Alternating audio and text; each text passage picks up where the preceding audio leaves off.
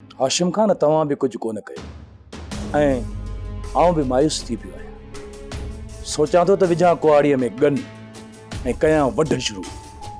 ज़ुल्म जो नालो निशान हमेशह जे लाइ मिटाए छॾियां। थधो थी सुल्तान, थधो थी।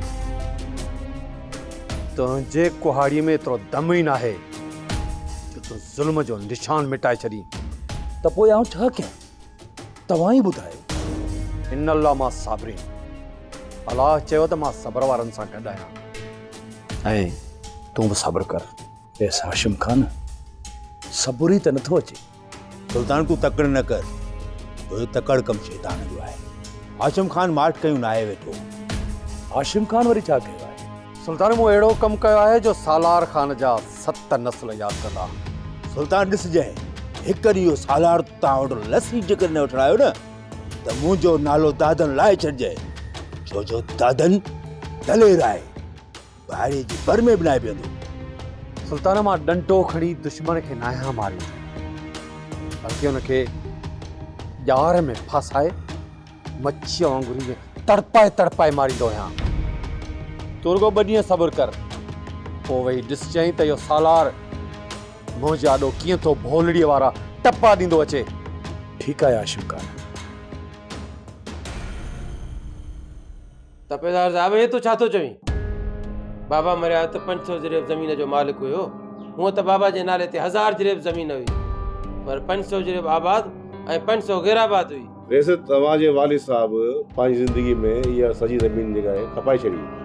ख़बरदार तपेदार साहब, असांजे ज़मीन सां हथ चुरांद कई अथई।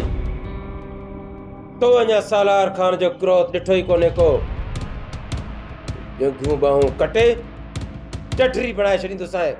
थदा थियो रहेस, थदा। तव्हां तपेदार साहब जी ॻाल्हि त पूरी ॿुधो न। वरियाम तूं हिननि खे नथो सुञाणी? हे माण्हुनि खां पैसा वठी खाता ई बदिलाए छॾींदा आहिनि। पर बोतार, ही साहब अहिड़ो न आहे। तव्हां हिन जी ॻाल्हि त ॿुधो न। कहिड़ी ॻाल्हि ॿुधाए हिन जी मां? हा ॿुधाए। असां ज़मीन खेड़ियूं था, खाऊं था, मालिक कयूं ज़मीन जा, सभु कंहिंखे ख़बर आहे। ऐं ही वरी चए थो त ज़मीन विकिरो करे छॾी आहे, साहब समूरी। अवां खेड़ियो ई खाओ, इन लाइ पिया त ज़मीन अवां जी भेण जी आहे। भेण जी? तपेदार साहब, असांखे आहे हिकिड़ी भेण। जी हाँ रेस, रेस लाइक़ पंहिंजी ज़िंदगी में ई पंहिंजी धीअ मेरुनिसा खे ख़रीद ॾेई वियो। अवां जी समूरी मिल्कियत मेरुनिसा जे नाले आहे ऐं उहा उन जी ज़ाती मिल्कियत आहे। जी कीअं थो थी सघे?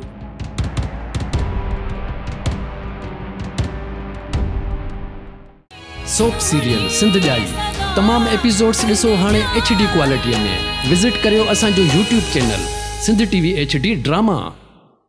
सब्सक्राइब कयो असांजो official YouTube channel Sindh TV HD drama ऐं वधीक अपडेट लाइ बेल आइकन खे क्लिक करियो।